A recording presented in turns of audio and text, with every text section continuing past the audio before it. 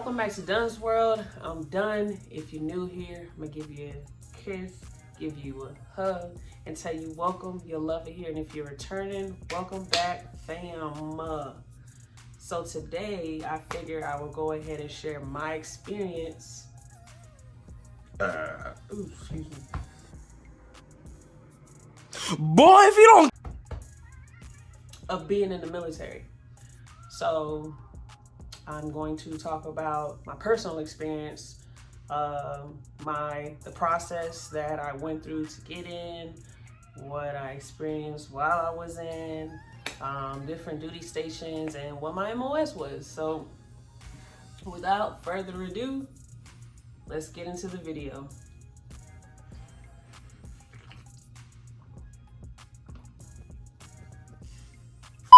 Let me start off by saying that I must have took the ASVAB like 20 times. What the? 20, I don't know. That may be exaggerated, but I took the ASVAB a lot, right? And so I think I must have took it right after high school. I think I took it while I was in high school. And so I actually had to sit down and study the ASVAB. Like, I don't know, it just seemed like such a challenge for me back then. So I actually had to sit down, study the ASVAB, or at least study like different types of things that I knew that the ASVAB would be covering. That way I could be, better prepared. So I took the ASVAB back in 2011. So I did pretty damn good. And so I think the jobs that they were offering me were, I think they did offer me IT. I think they offered me a medical assistant. I can't remember what that MOS was or is. They offered me, what is it called? Basically the chaplain's assistant, MP, supply, and something else. But anywho, I chose supply, right? I chose supply because I think at the time, my recruiter said that it was a good job, and it's also something that, based off those certifications that you get within IT and supply, you can use them out in the civilian sector and make way more money. So I was like, cool, right? I don't know why he didn't, kind of direct me to go towards IT. What is it, 25 Bravo or 25 Romeo? I can't remember. But anywho, I would have definitely took that. That way I wouldn't even have to have, go through all this. I would have already been in IT. But anywho, so I went on ahead, I picked supply, signed the contract. So at this time in my life, I was very little. Like, I was little. I think I might have been 115. I don't know, but I was super skinny, like ridiculously skinny, right? But I was young. I think I was like 21, 20. I think I was 20 when I took the ASVAB, and I turned 21 that year. Actually, no, I think I turned 21 the year that I took the ASVAB, and that next year, which would have been January, is when I actually went off to basic. So that year I turned 22, but I was super little. Anywho, so they told me that I had to eat.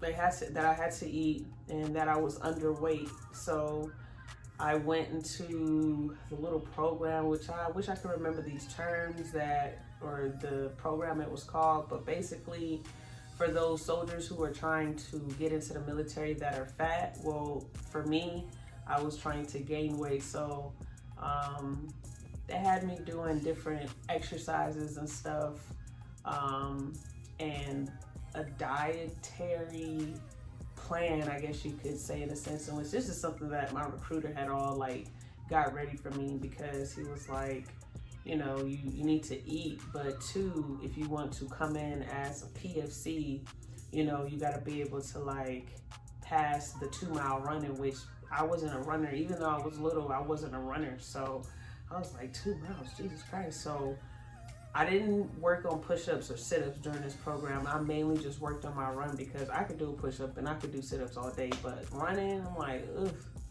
I don't know, which is crazy because I was a track star. Like I ran track, but I ran short distance. So the long distance just seemed like such a huge, I don't know, I don't want to say burden, but it just seemed like a huge challenge for me because I'm like, 2 miles? Who the hell runs 2 miles? Who the hell runs 2 miles every day? And not to mention I was young, you know, so I was just overthinking it, honestly, because when I finally did take a PT test, I was like, oh, it's not that bad. But I had to like build that momentum up of running 2 miles because me back then, oh, I was gonna stop. If I was tired and I didn't want to run no more, oh, I'm stopping, hands down. I don't care if it is a PT test. So I had to get my mind right and get into, you know, that mindset of I'm gonna have to do this 2 mile run like all the way through, and I'm gonna have to like do it at a faster pace than, you know, regular, than a 200 meter or 100 meter or 50 meter. So that little program that I was in helped me out to, you know,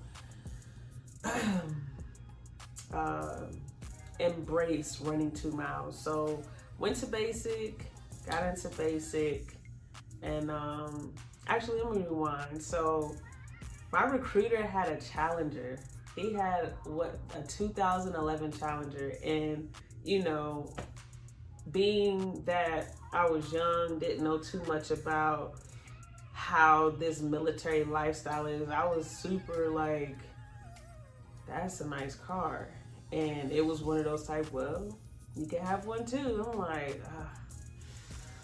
yeah, I think I'm gonna do it. I think I'm going to do it. So of course, like I said, I signed a contract. I went to MEPS.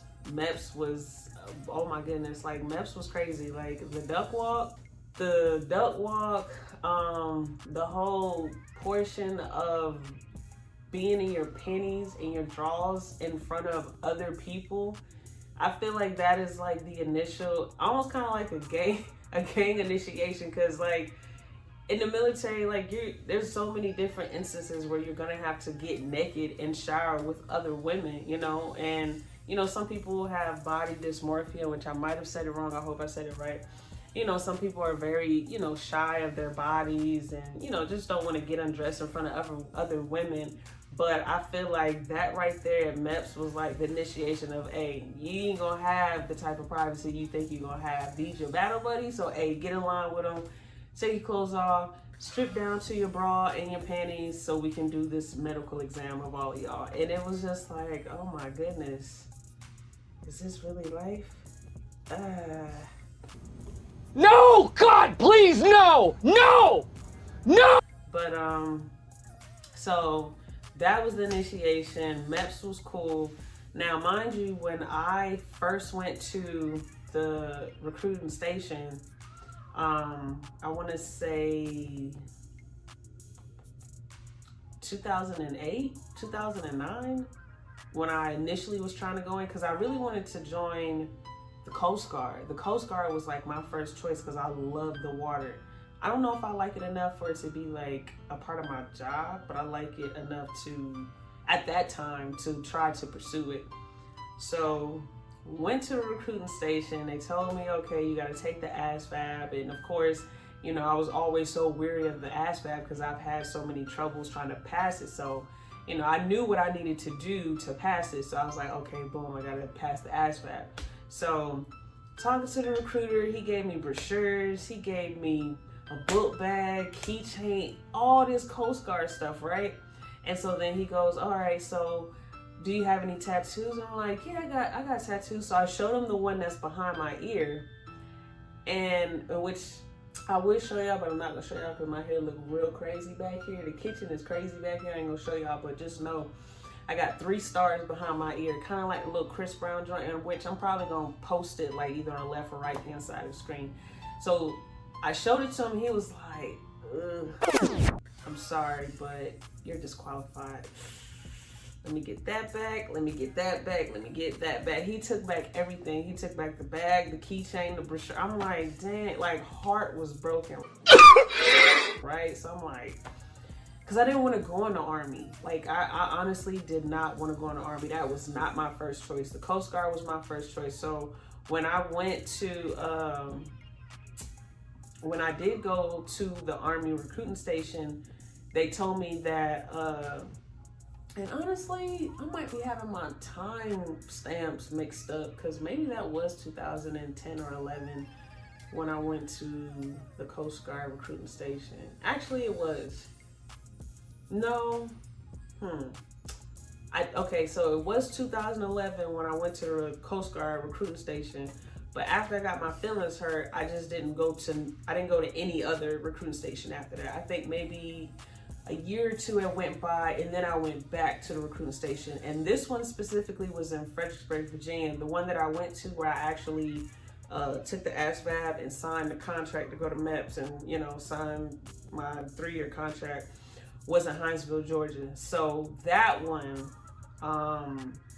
so I already knew that I was disqualified from the Coast Guard, but I still went on ahead and checked the Air Force, the Marines, the Navy. And then I finally got to the end, which is where the Army was. And so they told me that they could do a waiver for me, a waiver. And so I'm just like, okay, I guess they just wanted to make sure that it wasn't gang related or anything like that.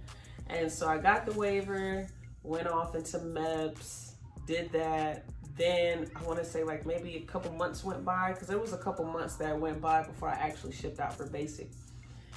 Shipped out for basic.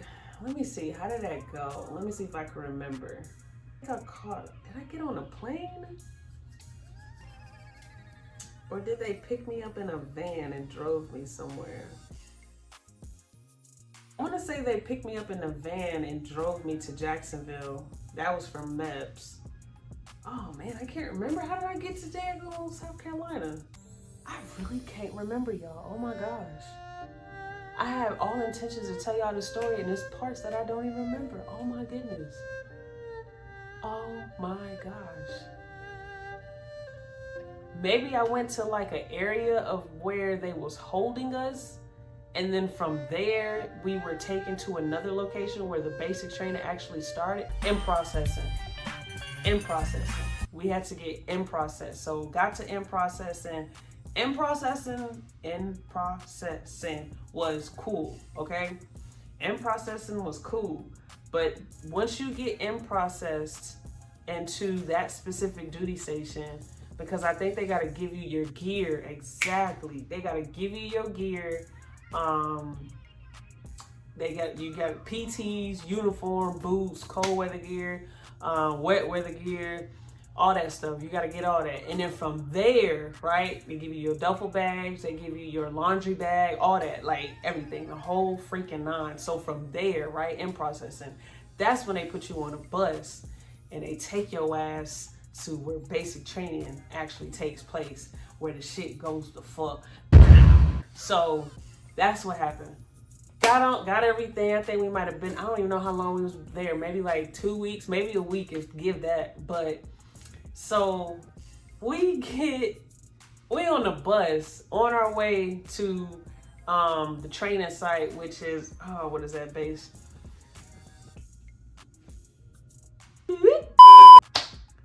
All right, Fort Jackson. My basic training was at Fort Jackson. I've heard so many people say before I got to Fort Jackson, it's called Relaxing Jackson. Ain't shit relaxed about Fort Jackson. You hear me? Ain't nothing relaxed. Not even a smidge, okay? It was raining the day that we got to those barracks at Fort Jackson. I mean, pouring the fuck down. And mind you, this is January, so you already know it's cold.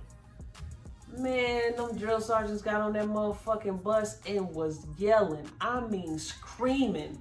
Because initially we're on a bus and we're going towards, you know, the base and training site. And so we all got our duffel bags, like, some on the floor of the bus, maybe in front of us or under the seat or in our laps or whatever. Man, them drill sergeants got on that bus get your duffel bags up, put them in your motherfucking lap, put them up, like just saying do all types, put them in your lap, put it over your head, pick them up, put them on your, like, they was telling us to do so much in a small amount of time. We're like, like, what do you want us to do? Give us just one command, just one. So a lot of people are not built for that type of stuff. Like, there's a lot of people that is not built for someone to be this close to their face yelling at them, or even this close. Like, they're just not built for it, like, at all. So we get off the bus. I want to say they had us put all the duffel bags in a pile. Then they had us run around it, right? We're running around it. They're making us do push-ups. Like, I mean, doing the most. Like, it's the first day. Like, bro, push-ups, running, and it's wet, it's raining, we muddy, we tired too, right? Because we was in process and it was cake over there. And then like we go from this whole cakewalk to a fucking, to the face of shock. Like, oh my gosh, what the fuck? So that happened. And so then of course, you know, we had to pick our bags up. They was yelling while we're doing all of this. So then they were like, pick your bags up and we're gonna have y'all go inside. And then I think that's when they kind of did like a roll call thing. And I think, you know, they broke us down to like which rooms or where we was gonna be, you know, sleeping at and stuff like that.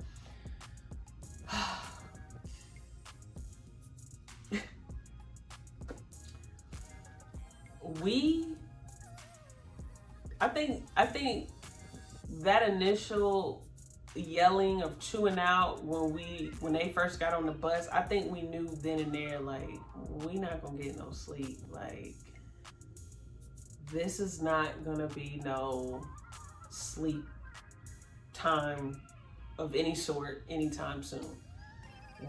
We were very sleep deprived. Like, when I tell you sleep deprived, I mean sleep deprived, like on a whole nother level. So we're thinking everything cool now because they yelled at us, you know what I'm saying? I don't even know if we had food. And honestly, I don't even think there's like parts in between that of them like showing us our rooms. It's parts in between that because I'm telling you, when we showed up on that bus to basic training and went through that whole yelling and push-ups and running and holding the bag up above our heads and holding it out and carrying it, all that other shit, we didn't go to sleep after that. I think they took us somewhere else. We had to do, like, it was just a plethora of shit that we had to do, bro. I'm like, God damn. Like, eating too, like, oh my gosh, like, sleep deprived and hungry. You know what I'm saying? Because you can't have contraband. Back then, you couldn't have contraband. You was not allowed to have nothing outside of what, you wasn't even supposed to have the stuff in the defect, outside of the defect. Like, what you have in the defect, you got to eat it in the defect. You can't be taking no cookies or no cheese or no Pop-Tarts to your room. That's considered contraband. You can't have none of that. So it was just a whole process after that.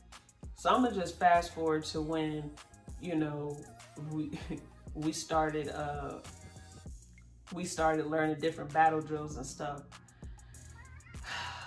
So there was a point in time where they would show us these different procedures on how to do battle drills and how to navigate, you know, in a tactical formation. And so, bro, like, people would be falling asleep standing up during these different sessions of this training. And I was one of them. I was one of those people who would fall asleep all the time. Like, they could be up there lecturing us about something in the classroom, or they could be outside lecturing us about something, and I would fall the fuck asleep. I feel like I had narcolepsy. And so at the time, my drill sergeant, he had like this little soft plush like football. And so he would always say before class, it was like, if you fall asleep in my class, you getting a football to the head. Man, I must have got that football to the head so many times, like, poof, poof, poof, Like, I was so sleepy. And then, so I know y'all probably like, well, y'all went to sleep at night, right? Yeah, we went to sleep at night, but they would come and fucking yell at us and pull us out of our beds at 3 in the morning and have us run downstairs outside, get in a formation, recite the Soldier's Creed, or I don't even, like, it was just so much. Like, and if there's one person that messed up, oh, we out there longer. I mean, they had us doing all types of push-ups and so many different ways, diamond push-ups, like a whole lot, bro. So, no, I didn't get no sleep at all. No, I didn't. And honestly, like, I was already little when I joined, so you best believe I was a lot smaller when I did leave basic. So amongst the fact that, you know, they were teaching us different types of battle drills, teaching us different types of medical attention stuff, and we did a lot in basic, man. And I'm not gonna really touch on AIT because AIT is kind of like where you get your freedom back. You're able to socialize. And granted, like, we had rules, like you can't go off base, like you gotta have a pass and all this extra shit. And my AIT was at Fort Lee too. So I'm not gonna get off into AIT because AIT was cool. Like, that's where you actually learning your job. You know, like, they not per se breaking you down no more. Basic training is where they break your ass down. So, so my first duty station was Fort Riley. Fort Riley, I got there 2012 as well, because basic and AIT, I want to say, might have been anywhere between 2 to 4 months, I want to say. And that's like, you know, together, because right after basic, you go straight to AIT. And so after that, went straight to Fort Riley. My first year in the military, I went to NTC, which is a training site to get you prepared for deployment. I know a lot of people get to their duty station and they are deployed immediately. So I kind of fell into that boat. I got deployed to Shindan, Afghanistan. So I was deployed out there, and I want to say that was 2013 or 2014. But like, I, you know, was moving real fast as far as like rank wise when I first got in. I think I made E5, and I made my E5 in 3 years. Yeah, 3.5 years, I want to say I made E5. And then, oh my goodness, when did I make E5? I take that back. I was working in an E5 position, but I was a specialist promotable. That point system was a bitch. Like, that point system was different, bro. And the points for 92 Yankees was always high as hell. Like, I'm like, bro, why is it always so high? But needless to say, I did get promoted, I want to say my 5th year. I think I got promoted when I was stationed in Korea. So once I left Fort Riley, because I came back, came back from deployment, and then it was time for me to leave or whatever. So then I picked Korea. So I was at Camp Casey, lit it fuck. I was at Camp Casey, Pyeongtaek, and I think I got promoted there. And actually, let me rewind a little bit. When I was deployed, I actually won Soldier of the Month or Soldier of the Year. Soldier of the Month? Soldier of something. Like, I ran through them courses like it was nothing. This was during deployment, right? I'm not gonna sit up here and make it seem like deployment wasn't scary, but I wasn't scared. You know what I'm saying? I don't think things that scare me nowadays and give me anxiety may be off of like just experience now of things that I've went through in life. But back then, I didn't really go through nothing yet. You know, I was 22 or 23. Like, life ain't really hit me yet for like, I struggled, you know, trying to get out into the real world and, you know, live on my own and be on my own. But as far as like life, it ain't really hit me yet. So a deployment kind of seemed like just another day, I guess, in a sense. it didn't affect me like it did other people, because there was people over there that was like scared. And I mean, like, those fucking, the bombs and the those IED, those explosions were hitting us very close. Like, we would get on the bus to take us from one point to the next on the fob, and it would literally be hitting us, like, as in like a couple of meters away, like close as fuck. And I'd just be like, oh shit, damn.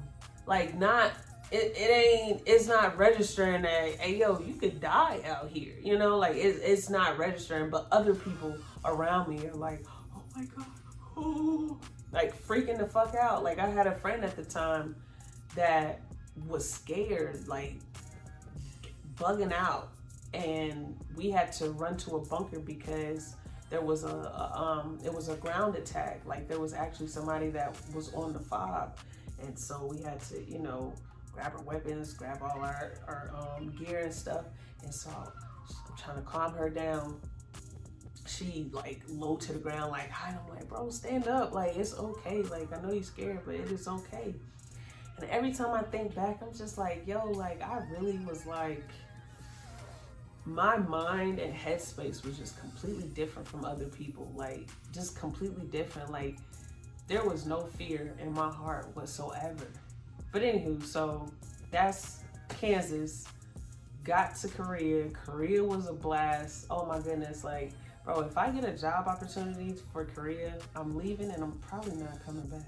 God! Korea, I absolutely love that country. I love the culture. I love the food. I just love everything. And Koreans' culture, I'm not even gonna say Koreans' culture, but fashion. The fashion is impeccable. Like, bro, like, they have so much swag.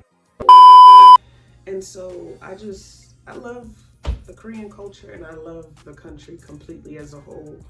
So after that, I was at Fort Stewart, Georgia, and then I think I might have been there for a year and a half, and then I went back to Korea, but this time I was in Camp Humphreys, Dongdaecheon. So once again, I'm right back in Korea, and I'm like, yo, this is lit, like, because I was stationed there at first, and then I went back the second time, and I was on rotation, so it was cool. I will tell you this, like, there are a lot of people in high places within the military that aren't the best with leading, they aren't the best with guiding, and they're not the best with problem solving. I will say that, and that right there, to me, seems to be the biggest deterioration within the ranks, because if you have this person that has all this rank or all this qualifications or all this training, but they lack all those things I just named off, it is the recipe for a disaster within a unit, a company, a battalion, so on and so forth. You know, and I feel like it's so rampant, right? And so many different things have taken place over the years. The military has changed and, you know, formed into so many different entities, I guess you could say. And I can never sit up here and say, oh, the military ain't worth a damn, it ain't shit. I can't say that, because the military actually placed me into a better position of what I would have been if I didn't join. I just wish there was better individuals in charge, right? To make a difference, that actually cared, that actually wanted to see the better in people, right? But unfortunately, it's not like that. So, you know,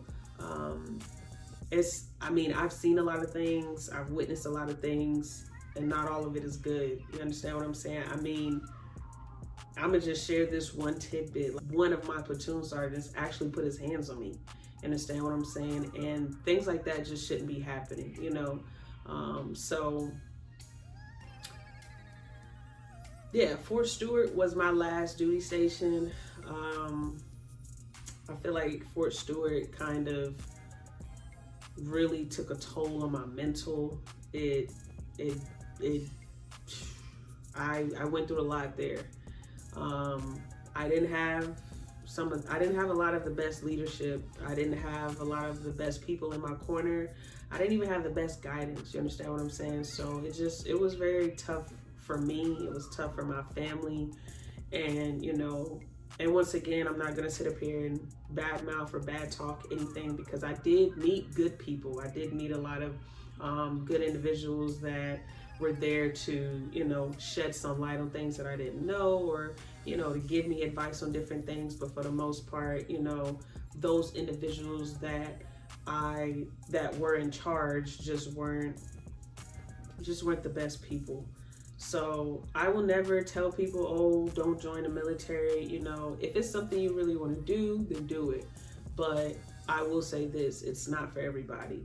My experience of basic training and AIT is going to be completely different from someone else's, because they've changed so much. Like I couldn't even have my dreads when I was in the military. I had to cut them. I even started growing my dreads again while I was in the military, and they told me I had to take them out. But now you can have dreads. Now you can wear your hair in ponytails. Like, so many things have changed. Now you can have all types of tattoos on your neck. You know what I'm saying? And that's not just the Army. That's the Air Force, the